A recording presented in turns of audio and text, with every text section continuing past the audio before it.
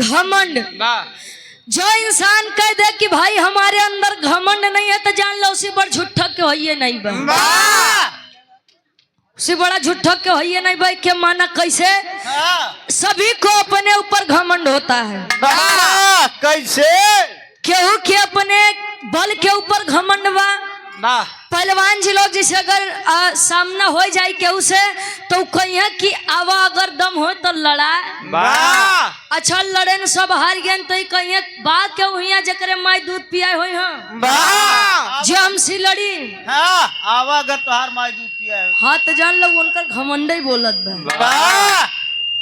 किसी को अपने ज्ञान के ऊपर घमंड है, किसी को अपनी सुंदरता के ऊपर घमंड है, क्योंकि अपने मेहरारू के ऊपर घमंड है। वाह जैसे तो का मेहरारू के ऊपर काहे घमंड भाई आप लोग जाने चाहते?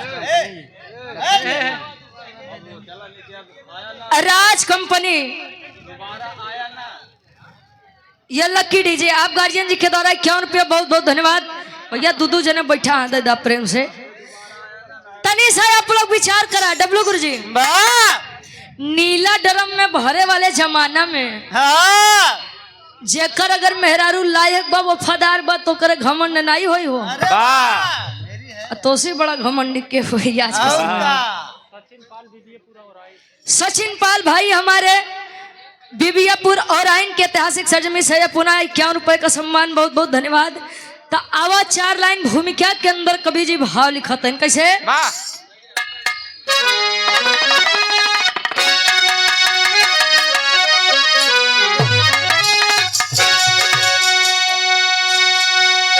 अंकुरित उर में होता अहंकार जब लुप्त हो जाती गरिमा सब ज्ञान की।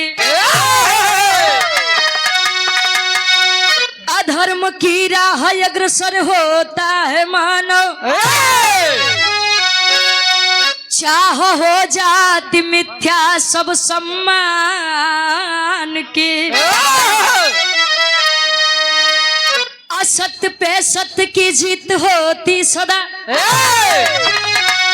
अरे लाख कर ले भले अत्याचारी।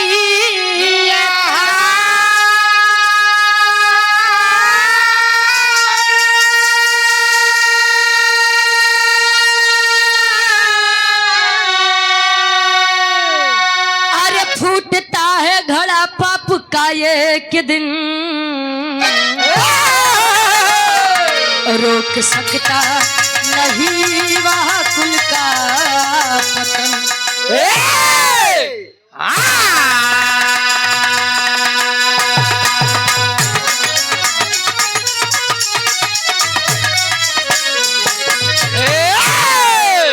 अंकुरित उर में होता है अहंकार जब अरे लुप्त हो जाती गरिमा है सब ज्ञान की।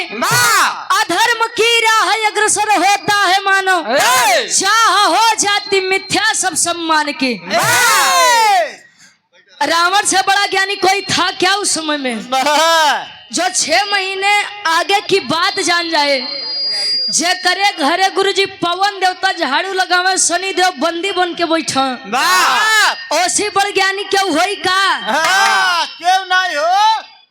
फिर भी अहंकार ले गया उसको। मैंने रामायण देखा है, रामायण में मुझे रावण की एक बात बड़ी पसंद आई है। रावण बोला कि रावण मर सकता है लेकिन रावण झुक नहीं सकता है। यह जीवन जिंदगी में केवल कई बार मिलता है। जो डर डर के जिएगा इसी एक जिंदगी में ना जाने कितनी बार मरेगा। अजय निडर हो के बेखौफ हो के जिंदगी जिएगा उस जिंदगी में केवल एक के बार मरी वो केवल अपने मौत पे मरी। रावण जिस शान के साथ जिया था उसी शान के साथ मरा भी था। ये मर्दन के क्वालिटी रहे गुरु। जान लो पहले के मर्द मोह छोड़ के बात जौन बोल दे पक्का रहे। अच्छा मोछो 4 प्रकार के होत हो। कवन कवन हो? पहला उच्च मुछ जैसे अहिर बिरादरी पाल बिरादरी के लोग के ज्यादा रखत है ऐठ ली है ऊपर तरफ।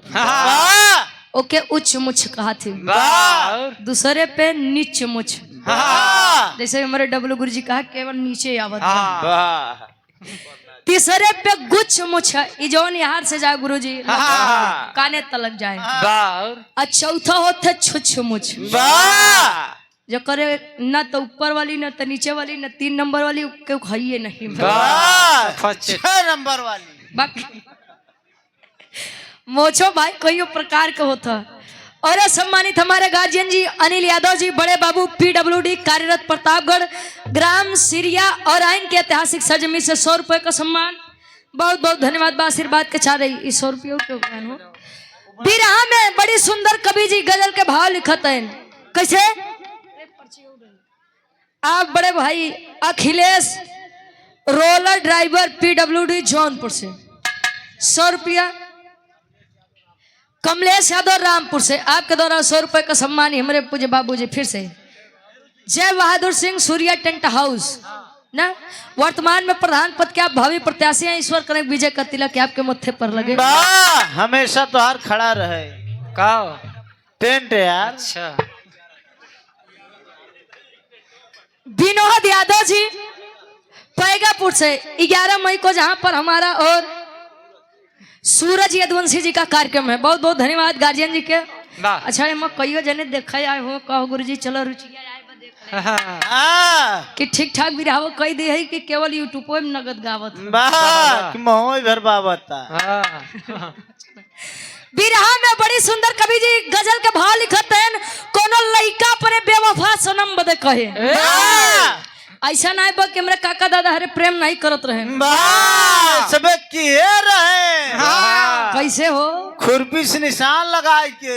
वाह सब खुरपी के निशान काहे बदे लगावे। वाह पहले घड़ी तो रही नहीं। त का कहे कहाँ कहाँ जब छाछ चली आए। त हाँ देखने ये घरे पछवारे। वाह खैर तू बस देखइन में नवा हाथ चोला तार पुराने का हाँ, बा। एकदम पुरान। लइकवा कहे और आप गंगाराम मिस्त्री एंड बैंड मास्टर साहब आमापुर बाजार पट्टी प्रतापगढ़ से 51 रुपया। बहुत बहुत धन्यवाद।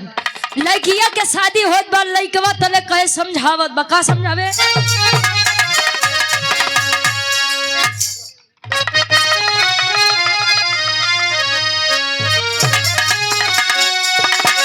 अरे मेरे खून दिल की मेहंदी,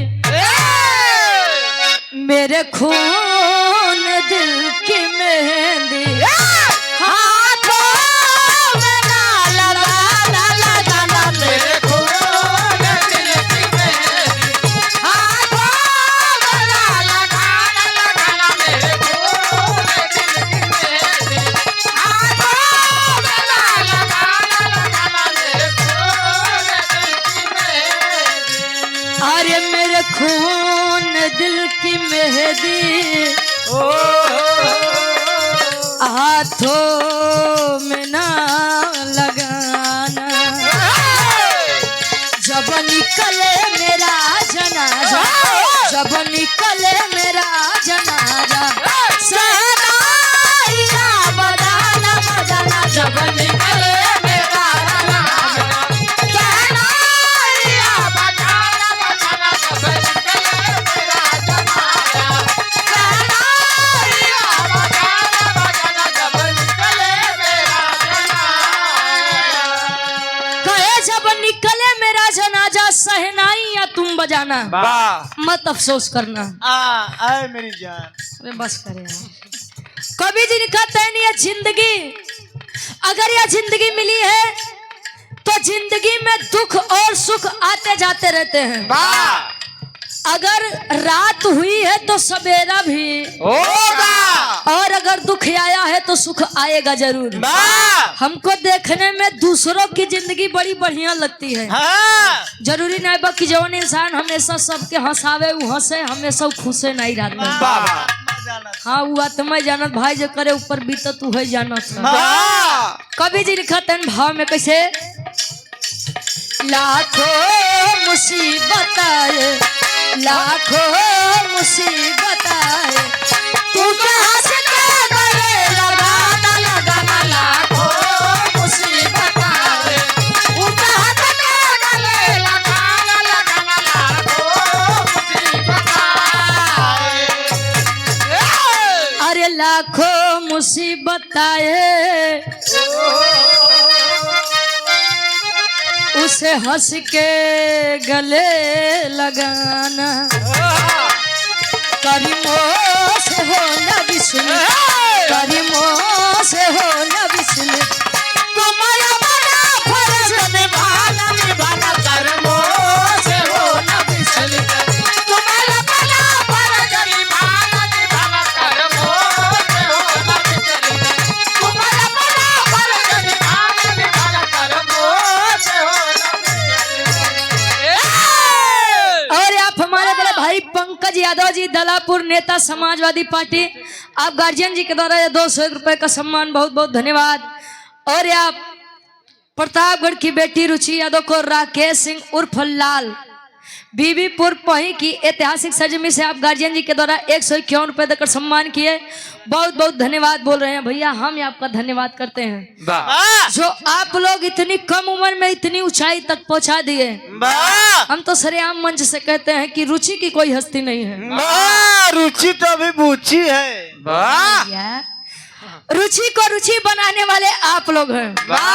अपने तरफ छोट गदेला के बिट्टी कहते हैं, पूर्वांचल में चल जा वही के बूची कहते वाह खैर ठीक है बड़ डबलू गुरु जी। बारे बेटा बाप पीछे से पैसा ले ले।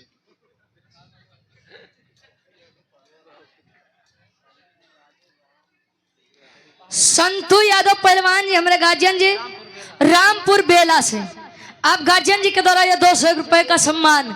जीवन है उतार चढ़ाव तो होते रहते हैं लेकिन कईयों लड़का हाँ गुरु जी यहाँ माई बाबू चल देन गेहूं काटे पता लगाए तो लड़का फांसी फंदा झूलत बा। माई बाबू अपन इज्जत बनाओ तन लड़का बस हम तोरे बिना नहीं जी पाऊ। हाँ सनम माई बाबू अगर तो से बियाह न करिए तो हम तो लेके चला जाए। गदेला है मैं परेशान है कहो। नितेश जायसवाल भाई हमारे आमापुर बाजार से आप गार्जियन जी के द्वारा 51 रुपया बहुत बहुत धन्यवाद आशीर्वाद के चाह रही। कहानी के शुरुआत बा कहानी तनी हमारा धार्मिक रही या से कि धार्मिक स्थल से लौट करके भव्य कार्यक्रम कराया गया है लेकिन कहानी इंटरेस्टिंग रही और मजेदार भी रही। शुरुआत बा कैसे अशोक पाल ड्राइवर साहब हमरे इस तरह की ऐतिहासिक सरजमी से 201 रुपए का सम्मान बहुत बहुत धन्यवाद। अब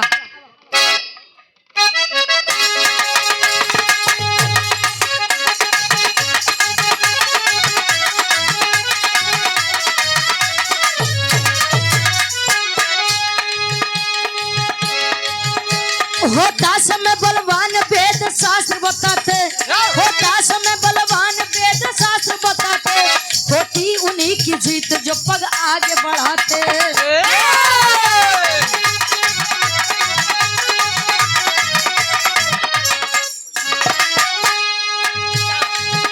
सीता हरण किया था कानन में दशानन सीता हरण किया था कानन में दशानन पापी कुलीन कर्म किया घोर या पावन।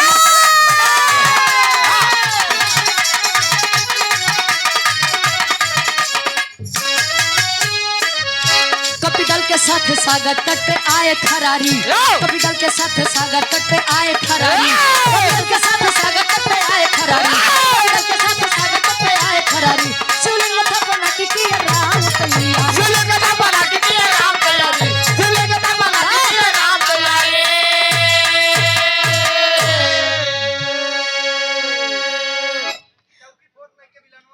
बरसाती यादव जी मोटर मालिक 151 रुपया बहुत बहुत धन्यवाद। आप वाली फरमाइश हो जाए जाया मत भाई वाह जाया मत बे जाय ला नहीं है। वाह बहन अरे मतलब प्रोग्रामों से यार। हाँ आप लोग सोशल मीडिया पे बड़ा प्यार देते हैं बहुत बहुत धन्यवाद। और 100 रुपए का सम्मान राम नरेश यादव जी उपाध्यायपुर से बहुत बहुत धन्यवाद। कहे होता समय बलवान वेद शास्त्र बताते वेद शास्त्र भी हमारा कहता है पुरुष बलि होत नहीं समय होत बलवान। समय की कदर यदि आप नहीं करेंगे तो आने वाले समय में समय भी आपकी कदर नहीं करेगा। समय के देन में भाई क्यों क्यों उठाए ले जाते तो जीवन में कुछ बन जाता है। समय के फायदा क्यों नहीं उठाए पाओ तो लगी है रोवे हमार भगवान पता नहीं कौन कलम से किस्मत लिख दी है। हमार वाली मोटकी कलम से लिख दी है। वाह जाना तो तोरे वाले में तो छीछा लेदर कह दी है। कोई परेशान होते हैं भाई। आप लोग जानते हैं प्रभु श्री रामचंद्र जी का विवाह हुआ, माँ सीता आई अयोध्या नगरी में। सोचिए ये है समय का तकाजा। सुबह होना था राज तिलक, अयोध्या का राजपाट संभालना था। राज तिलक तो मिला नहीं, लेकिन 14 बरिस के वनवास मिल गया। वो भी ईश्वर थे, देव थे, चाहते तो राजपाट का भोग करते। वो बेचारू चली गए, कबो नहीं करें कि पता नहीं क्या करे, हम यहाँ चला आए। आज के लइकन के बाबा केवल बियाह करे के बाद कह दे बेटवा तू 14 महीना चल जा कमाए बदे। वो 2 महीना 4 महीना रंगन लगे हैं, फोन करे पापा अब का बताई, हम कहिए पानी नहीं सूट करत बा। अब जले हम घरे नहीं आऊबा, हमार देख रेख नहीं हो तो अब हम ठिकाब नहीं। डेंगू पकड़ ले यहाँ से। अच्छा यहाँ ठीक ठाक बहन बाबू कहन बेटा चल जा, तोरे भी यहाँ बड़ा कर्जा लदी गया। कहन बाबू या तो हमारे दुल्ही के हमारे साथे भेज दे। या तो 6 महीना और हमके रह दे। अब के बनाई खाई भाई। अच्छा प्रभु श्री रामचंद्र जी चले हैं भालू वानर की सेना लेकर के। गुरु जी हाँ जी। हनुमान जी का कहें बेटा हनुमान। बेटा हनुमान बोलो। कहें बोला प्रभु, कहें कि मैं चाहता हूँ कि रावण का विनाश करने से पहले कुछ बढ़िया काम हो जाए। कवन काम? हम चाहते हैं कि अपने आराध्य यानी भगवान भोलेनाथ के शिवलिंग के तनी स्थापना हो जाए। लाल जी लहरी गुरु जी एक तेरी गाय रहन के तीरथ के खाए पंडवा चले। अब विष्णु नहीं शिव जी लिंग पुजावे विष्णु अपन अंडवा। तीरथ के खाए पंडवा। विष्णु जी का शालिग्राम पूजा था और शंकर जी के शिवलिंग पूजा था। अच्छा यार चल दिए हनुमान जी, बात मान के कहा गुरु जी? ब्रह्मा जी लगे। अजले ब्रह्मा जी लगे पहुंचते हैं, लाइन गीत लगत बा कैसे?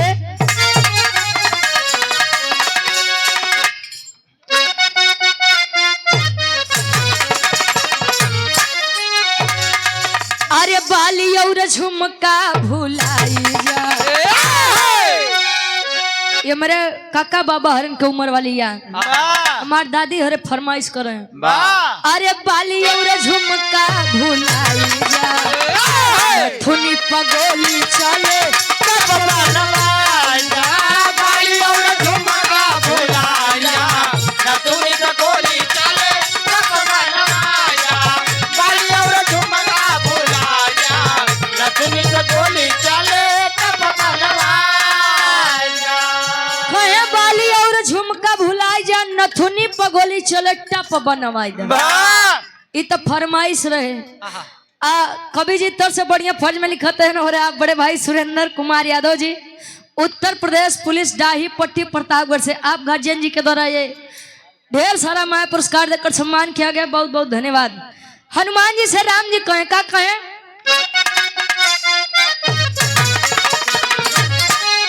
अरे मनवा के मनसा पुराईगा, मनवा के मनसा पुराईगा, ज्ञानी पंडित काफी कोले भेद तेलिया। मनवा के मनसा पुराईगा, ज्ञानी पंडित काफी भेद तेलिया। मनवा के मनसा पुराईगा, ज्ञानी पंडित काफी कोले भेद तेलिया। कहे मनवा के मनसा पुराईगा, ज्ञानी पंडित कभी कोई ढूंढ के लिए आया। हनुमान जाइए जो इस संसार का सबसे बड़ा विद्वान पंडित हो संसार का, वही क्या चली जा लई के आवा तले शिवलिंग की स्थापना हुई। हनुमान जी कहे स्वामी बार बार हम वही के भेजत थे। हम न जाब, ये अंगद जामवंत का करी।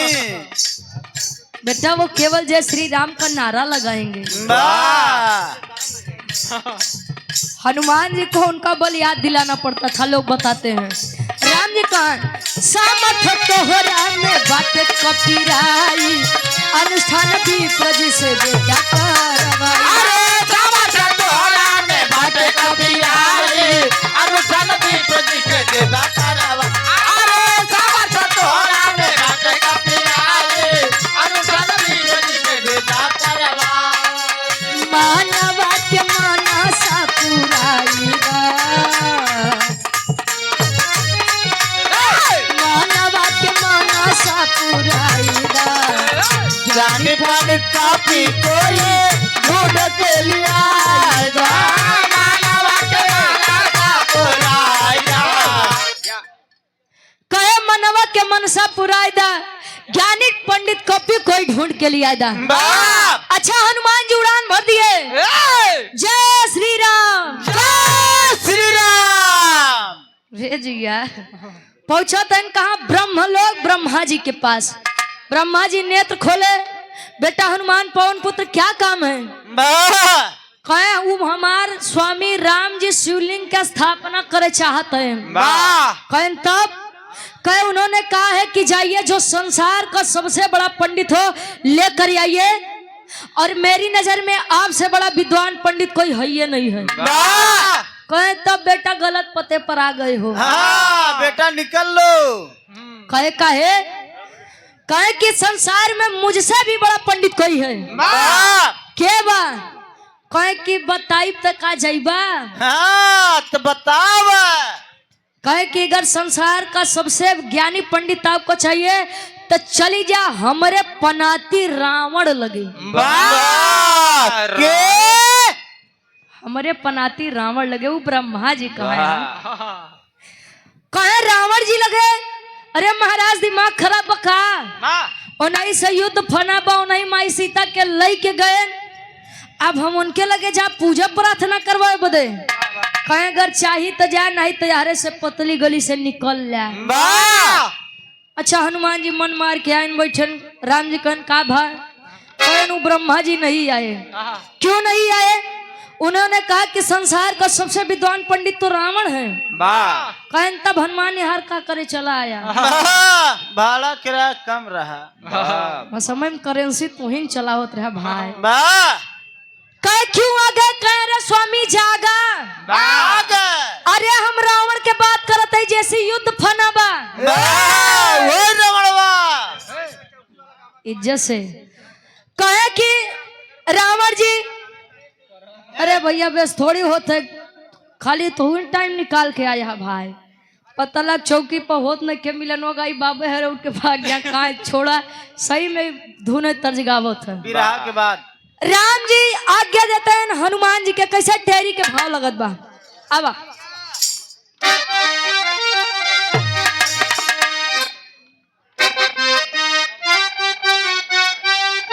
बरसाती भैया हमारे मोटर मलिकार साहब 101 रुपया बहुत बहुत धन्यवाद। फरमाइश हो बैठ जा।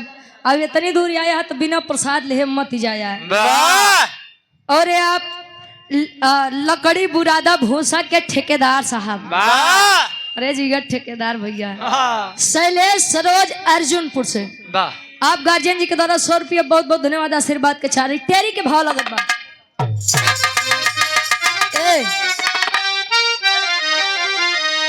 तनी इलाहाबादी लगा बा। हाँ इलाहाबादी मैं बोल रही।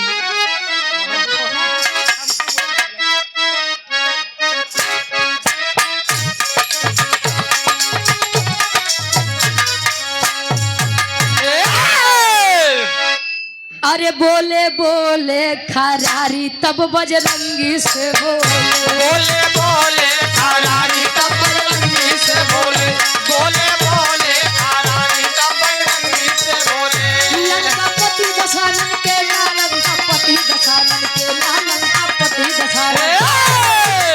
लंकापति दशानन के लावा बलकारी खरारी तब बजरंगी से बोले।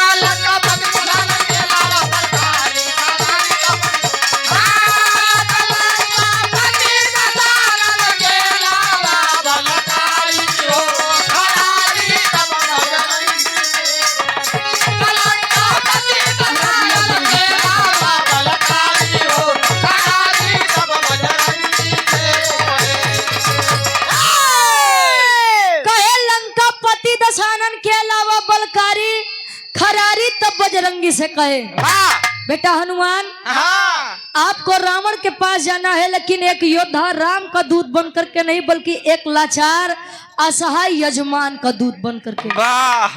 भाई हनुमान जी उनके जैसा भक्त क्यों रहबे नहीं भगवान।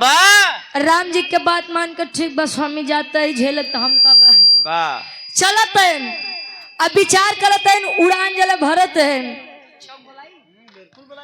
जब उड़ान भरत है ना आधा समुद्र डाकत है गुरु जी। तले हनुमान जी विचार करते हैं का चौक के भाव लगत बता।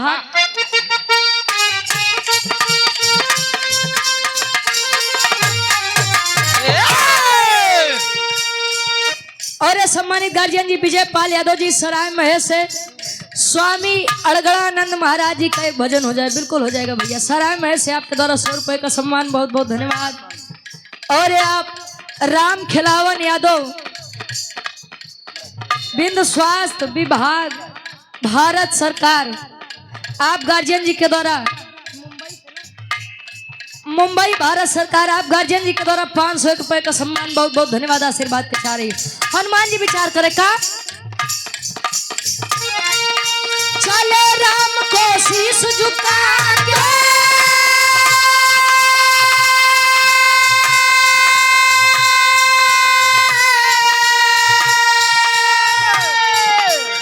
गावत हरि गुण गाने चले।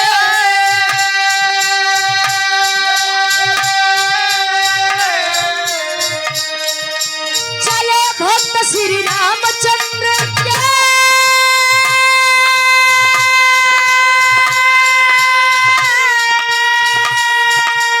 लंका के दरमियान चले।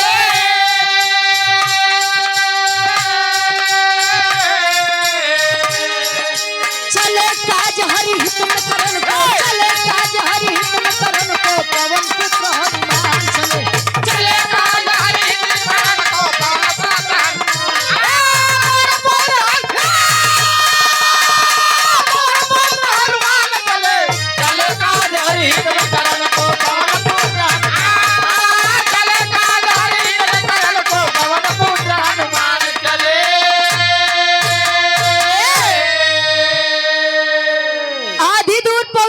विचार कर रहे हैं कि अबे कुछ दिन पहले हम आए रहे अशोक वाटिका के तहस नहस करे, अक्षय कुमार का मार के गए, लंका नगरी जा रहे के कोशिश करे। भाई रावण अगर ये से देख ले तो अहे तो है नहीं, बल्कि 4 बात उल्टा सुनाए के हमका लौटाए दी है। पहुंचे कहे काम करी अपन भेसवा बदल ले, भेसवा मतलब रूप यार। जेके शुद्ध भाषा में कहीं अगर केहू भेष बदल के आवे तो बहरूपिया बसार। एक आदमी कहा थे पहुंचे राम राम किए, बुढ़वा के रूप लिहन यानी काका दादा हरन किराही रूप लिहन, लाठी पकड़े हिलत कापत पहुंचन भैया दरबारी। रावण जी के नगरी है बा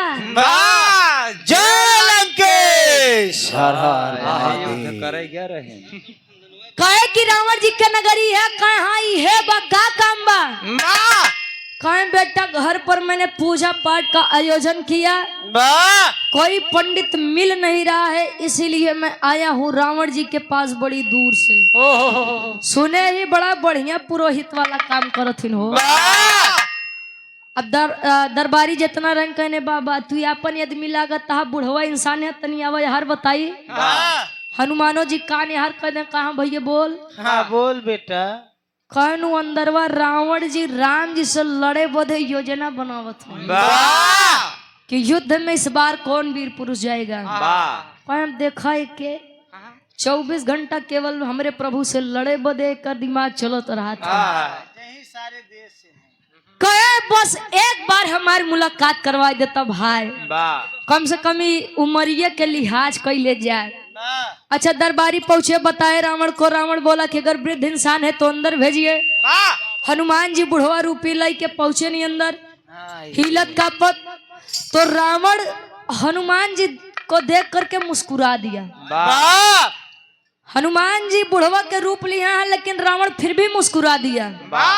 अब हनुमान जी विचार करते न रे यार कतो पूछिए तो नहीं छूट गया जल्दबाजी में गलती कर दी अच्छा लगे पाछे मुड़ मुड़ के देख का नहीं कुल ठीक बा ते रावण हंसत काहे बटे यार लगे रोवा देख कि अरे यार इतना रोव नहीं बा कि जान जा कि उहे बन रहा हनुमान अच्छा लगे देखे रावण जी से पूछा तेन के अच्छा ये बताइए आप हंस क्यों रहे हैं ई हंसे के कारण का बा ए महाराज हमरे बुढ़ौती के मजाक उड़ावत है कभो दिन तो हरा हुआ है कहे न हनुमान जी अपने मन में विचारे कहे सुनिए मैं क्यों हंस रहा हूँ बताओ तन कैसे स्वर्गीय गुरु रामदेव गुरु जी वाली एक लाइन गीत लगा दें आवा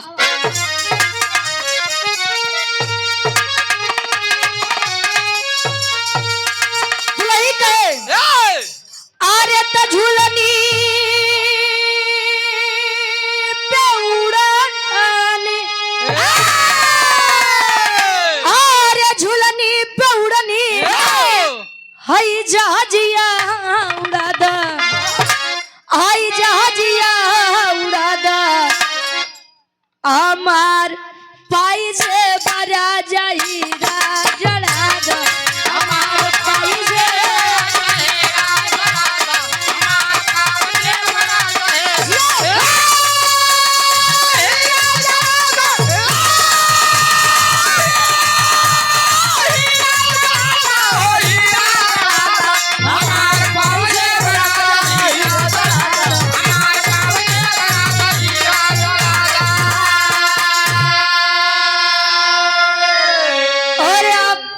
शिक्षक मुकेश यादव जी प्रधान पद प्रत्याशी ग्राम पंचायत श्रीनाथपुर पट्टी प्रतापगढ़ से आपके द्वारा 51 रुपए का सम्मान बहुत बहुत धन्यवाद आशीर्वाद के चाह रहे हैं कहे झुलनी पे उड़नी जहाजिया उड़ादा हमार पाइजेब राजा हीरा जड़ादा तले रावण बोला बुढ़ो रूपी हनुमान से का बोले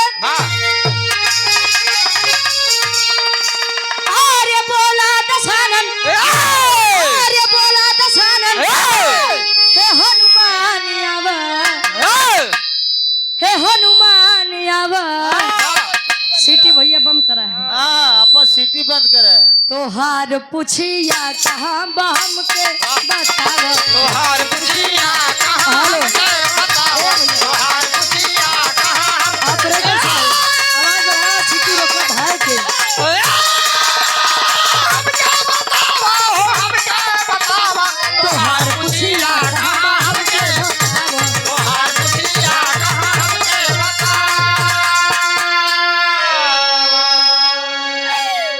कहे बोला दशानन है हनुमान आवा तोहार पुछिया कहाँ बा हमके बतावा रे तू बनरे के जात लोगणिया बानर ऐसे न हो कि हनुमान जी के भक्त केहू रहा तो हनुमान जी नहीं उ लाठी डंडा ले खड़ा हो जाए भाई कम कम हाँ ए भैया से हमको लगत रहा समय तो तू डॉक्टर रहे हम कुल चेक करत रहे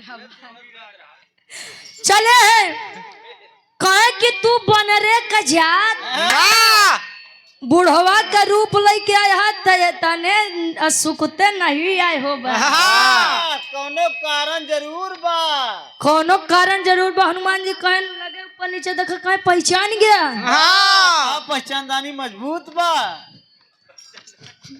अभी कौन दानी होते यार बा नया खोले यहाँ कहे कि अरे हनुमान हम तो कैसे भुला सके थे लंका नगरी जाने के कोशिश करे शनि देव का मुक्त कर दिया अशोक वट के नाश कर दिया हमारे लड़का अक्षय कुमार का मार दिया अरे महाराज हम तो का भुलाई जब खैर अब तू अगर ये से आया है तो कुछ बरियारे कांड करे बदे आया का बात बा मैंने महाराज कुल सोचे पानी फेर दिया जब पहचानिन गहा तो सुना हमारे एक बात बा कहन क्या कहन हमारे प्रभु श्री रामचंद्र जी तोहार राह देखत है काहे बदे बताओ तो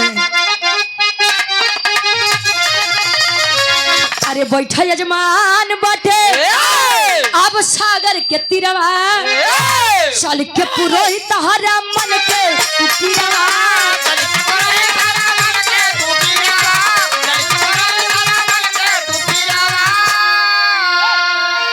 अरे आप शिवलिंग के पूजा करा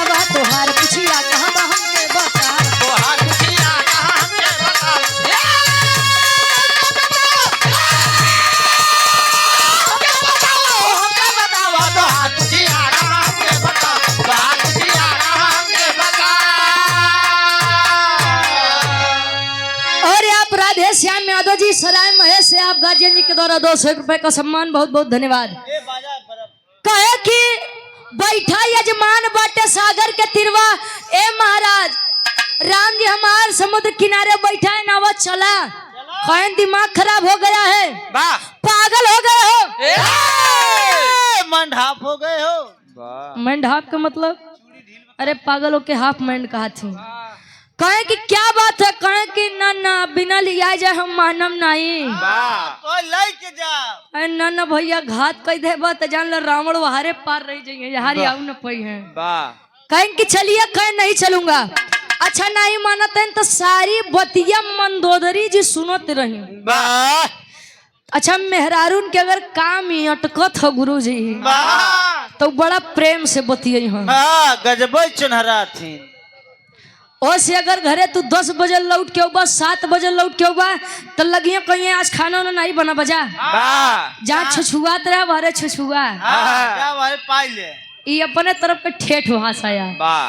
अगर जोने दिन उनकर काम रही अगर तू 10 बजे 11 बजे होगा कहीं जी कहाँ रहे बउआ तो के जोहत रहा। अब बतावा आपके चक्कर में हम खाना पीना नहीं खाए। एक बात बताई दे मेहरुअन कहे मेहरारू केतनो गुसिया रहा कब बस सोनारे के दुकान पर लेके चली जा भाई वो अपने आप मान जाइए तो लगी है अपन फरमाइश पे फरमाइश गिनावे तो पोज पे पोज देबे करी। खैर छोड़ा वो बात के बात है। अच्छा ये अंगूरी पकड़ावा तो तू हाथ पकड़े लागत है। मेहरारून के बुराई अगर बतलाए खो तिनके लगे आवा भाई एक एक बात बताई है। अच्छा यार मंदोदरी जी सारी बात सुने, मंदोदरी जी आई हाथ जोड़ के खड़ी हो गई, ए साहब ए सैया हमार बात नहीं माना, सीता माई के लाई के रख ले, साक्षात जगदम्बा के लाई के रख दे है। अगर राम जी अगर पूजा पाठ करावे चाहते हैं तो महाराज चल जाए। शिवलिंग की स्थापना कराना चाहते हैं, भगवान भोलेनाथ आपके भी आराध्य हैं और राम जी के भी आराध्य हैं, चले जाइए। वेद शास्त्र में भी लिखा गया है कि अतिथि देवो भव, मेहमान भगवान के समान होता है। अब जान लग कुछ देर खातिर प्रेमचंद गुरु जी हमरे प्रतापगढ़ में आन, खैर ये बड़े हम मेहमान है लेकिन हमार जिला बा जाए तो भैया हम ही बड़े जहाँ भी अपन परिचय दे तो केवल रुचि यादव प्रतापगढ़। प्रतापगढ़ में कहाँ मन हेरे प्रतापगढ़ यहाँ बाद में बताऊ का जाने ललू चोस्ता खा। आदरणीय गुरु जी इलाहाबाद से चल कर आए हुए तो जान लाई आज अपने लोग खातिर मेहमान यानी भगवान है भाई। तब इनके पूजत जा प्रतापगढ़ वाले मिल के तोरो पुजाई हो। खैर प्रोग्राम बंद हो दे बस पुजाई हो। अच्छा यार हनुमान जी के बतिया सुन के मंदोदरी जी समझावे का एक लाइन गीत लगत बा। भगवान कन्हैया जब वृंदावन चले गए थे गोकुल नगरी छोड़ करके जहाँ से बिरहा का सही सही उत्पत्ति हुए रहे, गोपिकाएं सारी बिरहा में कहे का कहे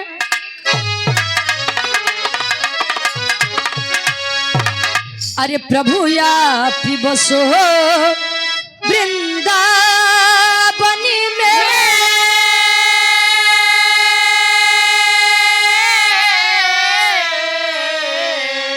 अरे प्रभु या बसो वृंदावन में मेरी उम्र बीत गई गोकुल में। प्रभु आप बसो वृंदावन में मेरी उम्र बीत गई गोकुल में।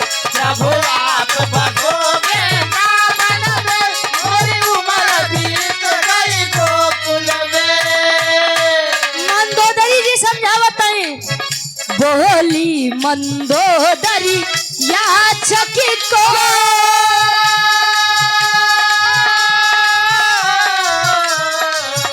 बोली मंदोदरी याचक को खाली लौटाना ठीक नहीं। बोली मंदोदरी याचक को खाली लौटाना ठीक नहीं। बोली मंदोदरी याचक को खाली लौटाना ठीक नहीं। बोली मंदोदरी याचक को बोले मंदोदरी याचक को बोले मंदोदरी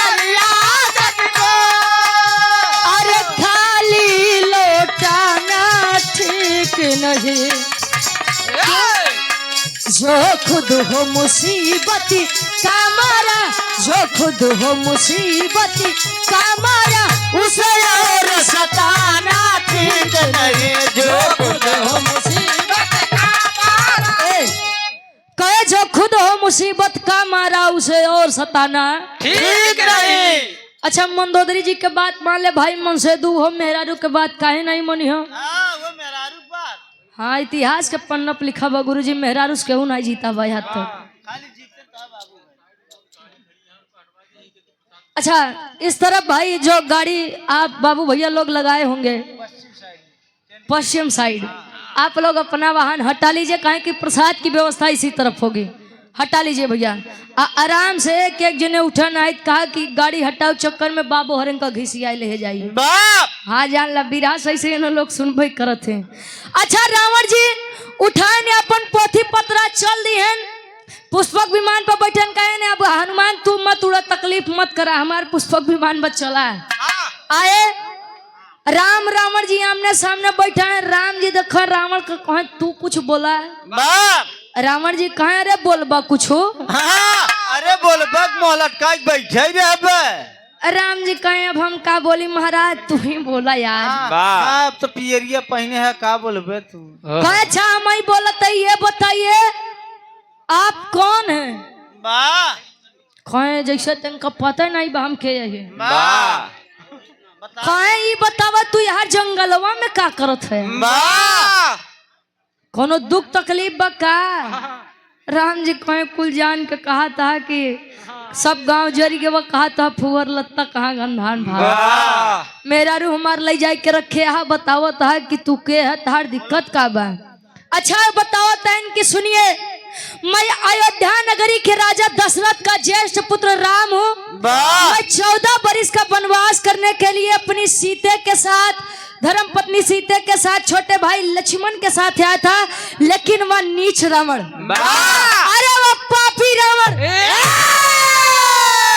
दुष्ट रावण मेरी सीते को ले जाकर के अपनी लंका नगरी में रख लिया। रावण जी कहनो होई तो बड़ी गलत बात बा, दूसरे के मेहरारू ले बड़ा खराब काम बा, बहुत पापों के सारे मार कहे अगर कुछ चाहिए तो मांगा। सोचिए आज स्वयं राम जी रावण जी से वरदान मांगत, कैसे एक लाइन गीत लगत बा। दोनों जन चला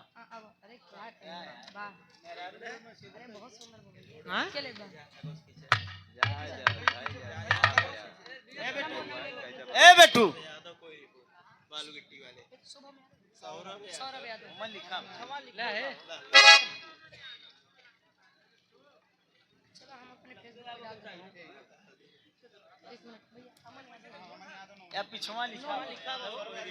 सौरभ यादव भाई हमारे खोयरी के ऐतिहासिक सरजमी से और खोयरीपुर की ऐतिहासिक सरजमी से, और हमारे अमन भाई, ये हमारे दोनों भाइयों के द्वारा स्वयं प्रेम के प्रतीक राधा जी और कन्हैया जी की सुंदर स्मृति देकर सम्मान किए।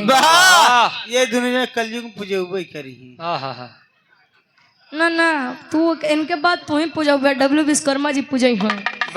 यह सुंदर स्मृति और ढेर सारा मैं पुरस्कार देकर सम्मान किया गया, और 100 रुपए का सम्मान विपुल यदुवंशी जी, 100 रुपए का सम्मान बड़े भाई के द्वारा आशीर्वाद के चारे के बच्चे अपनी कला में कामयाब रहे। आप अमर बहादुर यादव प्रधान जी भिटार, प्रबंधक श्रीमती धर्मा देवी राम किशोर आदर्श शिक्षण संस्थान भिटार की ऐतिहासिक सरजमी से 100 रुपया, और ये आप स्वामीनाथ वर्मा जी सपहा छात्र, आपके द्वारा 100 रुपया, बहुत बहुत धन्यवाद।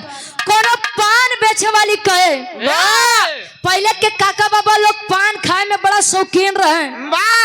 एक गाना है कि खाई के मगहिया के पान, ए राजा हमारी जान ले बा का हो, कहो कोनो पान बेचे वाली कहे गुरुजी। अच्छा खाली नहीं लोग चूना लगाओ थे बराबर, वो पूछ पूछ के पान बेचे वाली कहा बा बिरहा के आखिरी तरस लगत बा। छोटे लाल यादव जी, आप गार्जियन जी के द्वारा 51 रुपया, बहुत बहुत धन्यवाद। और विजय यादव जी, बहुत बहुत धन्यवाद।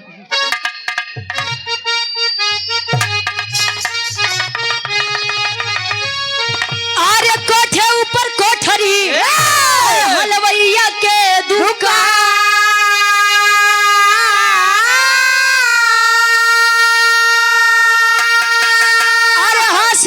छूट गया पनवरिया मारे सान अरे पनामा खाइला राजा हमारी दुकान पनामा खाइला राजा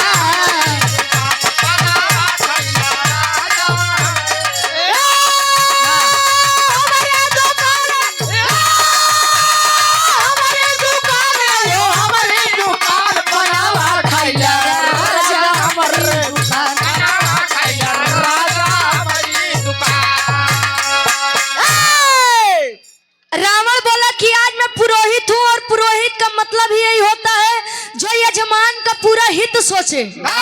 मांगिए क्या चाहिए? राम जी कहें कि अगर हमको कुछ देवे के चाहता तो पहला मांगन सुना। क्या कहे? अरे फिर दशानन के आगे तब बोले हैं करता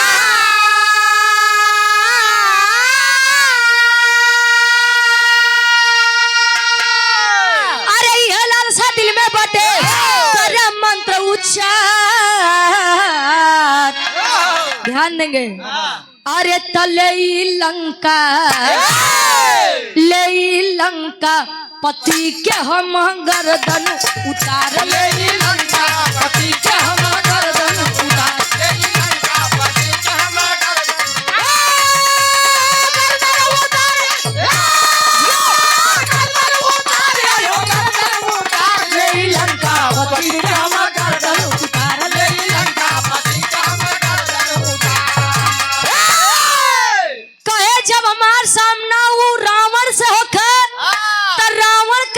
शीश हम काट के लौटी। रावण कहे बड़ा तगड़ा दिमाग लगाया भाई, कहे मस्त वैसा ही होगा। आप रावण के 10 शीश काट करके आएंगे। कहे और कुछ? कहे हाँ एक चीज और बा। का बा? अरे कुंभकर्ण से जब होखे लड़ाई तो देई असुर के समर में गिराई।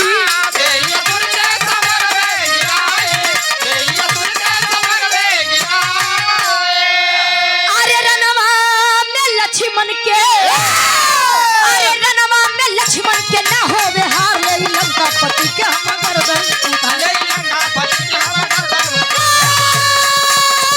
उतार भैया क्या बात है जी उतार ले लंका पति के हम गर्दन ले लंका पति के हम गर्दन उतार। कुंभकर्ण जैसे वीर योद्धा से मेरा सामना हो मैं उसे भी पराजित कर दूं, लेकिन इन सब में मेरे छोटे भाई लक्ष्मण की कहीं पराजय नहीं होनी चाहिए। रावण कहीं अपने भाई खातिर विजय मांगत है, हमरे भाई खातिर उन्हों के नाश कई के बेरे जिया ए मस्त वैसा ही होगा। और कुछ कहीं ना खाली हमारे 3 चीज राना मांग ली है। कहीं अगर अब त्योहार हो गए हम अपन कही कहीं हाँ कहा कहीं कि हम चाहते है कि तू दोनों प्राणी मिल के हवन करा।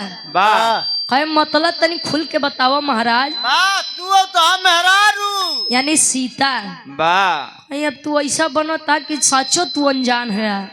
कहाँ कैसे? रावण कह रहे हैं राम जी से पहापट के भाव लगत बा।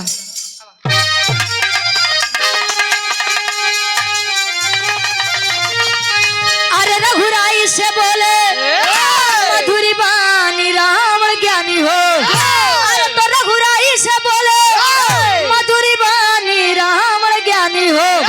हवन करा मिल के दोनों परानी रावण ज्ञानी हो। हवन करा मिल के दोनों परानी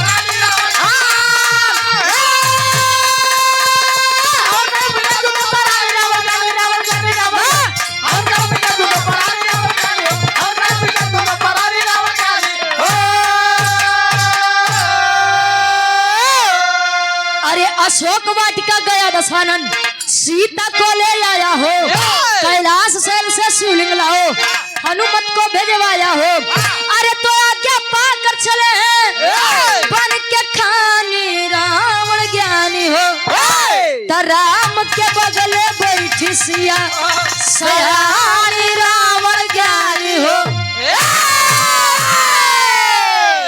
कहे महाराज है तो दिक्कत बा कि सीता हमरे लगे है या नहीं है। और नहीं बोले तो हम इतना टीम टाम करत है कहे आप लोग बैठिए मतलब ताम झाम आवाज अपने जिला में सोचते आज अपने वाली बोली भाई कहे कि आप लोग बैठिए और मैं वचन देता हूँ कि मैं लौट कर आऊंगा जरूर।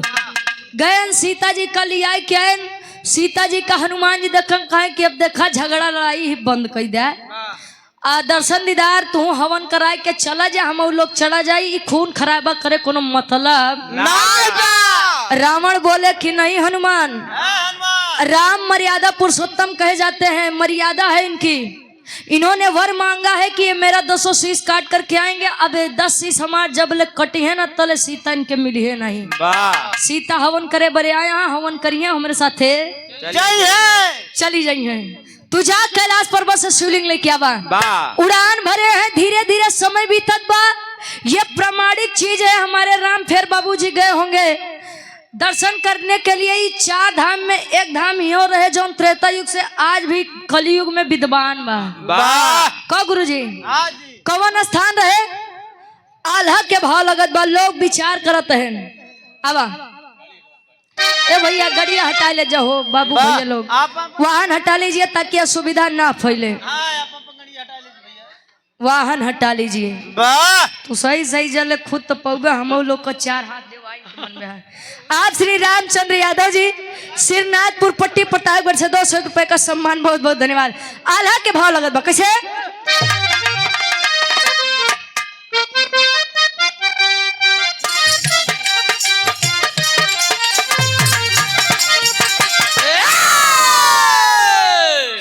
अरे राम जैसे स्वामी गतिया में कोई नहीं सेवक में भक्त वीर हनुमान शिवलिंग लावे बदे कैले प्रस्थानवा बाबू बीतल समैया सब करेलन उपाय बालू के पिंड तब रावण बनवले भैया सागर किनरवा तब करवल नया अनुष्ठान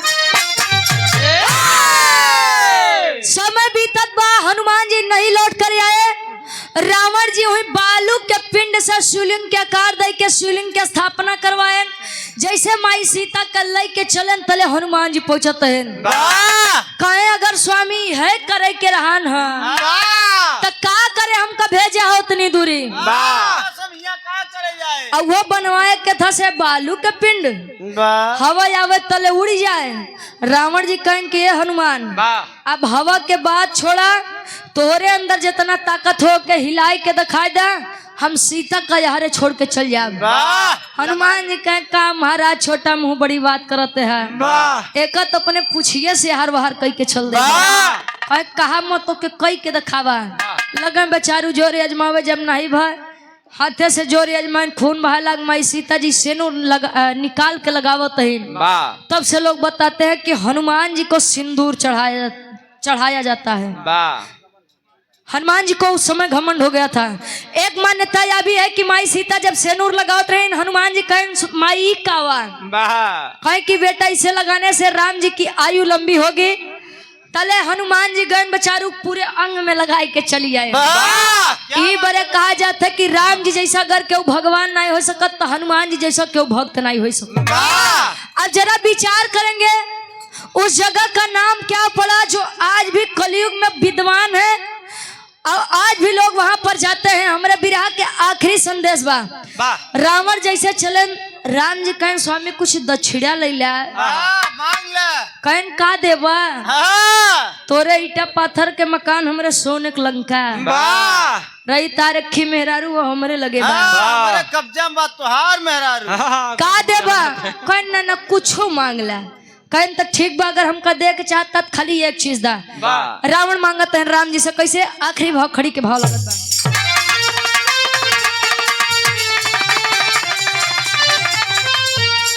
और आप तीर्थराज वर्मा जी सोखा जी ग्राम कोहराव के ऐतिहासिक सज में से 51 रुपया बहुत बहुत धन्यवाद आशीर्वाद के चाह रहे हैं। का तन कैसे अरे तहिले ना ही पिंडा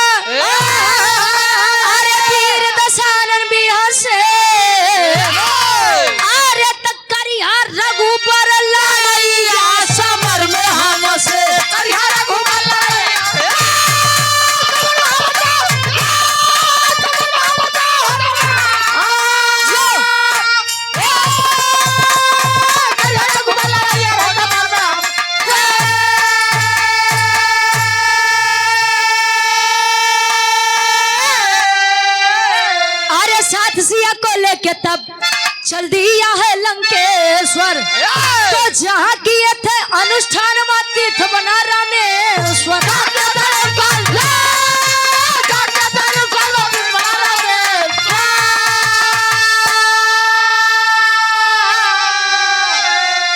अरे तो दुनिया करती दर्शन वायब समर में हमसे।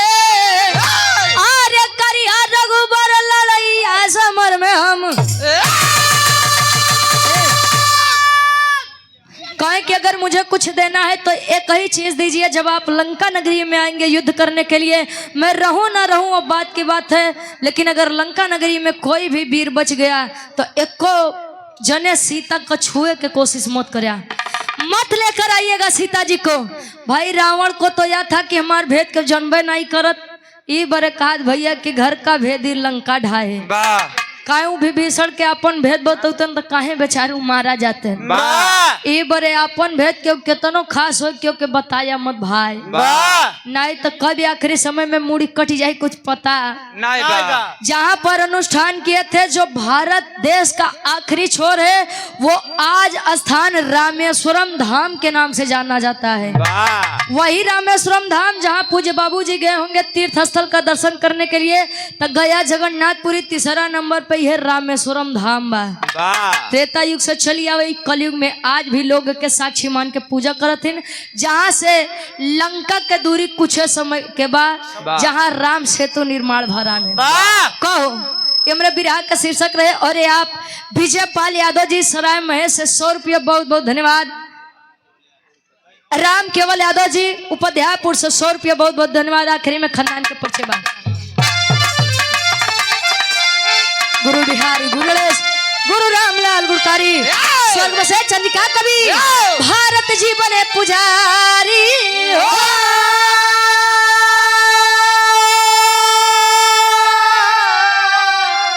अरे खरारी तब बजरंगी से कहे तो यादव रुचि अब भगवान की लीला न्यारी। खरारी तब बजरंगी से कहे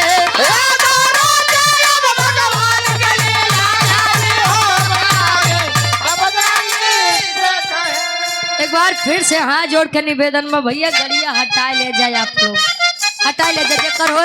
हमरे मोटर मलिकार साहब के एक लाइन फरमाइश रही सुनाई दे कहाँ है रामजन।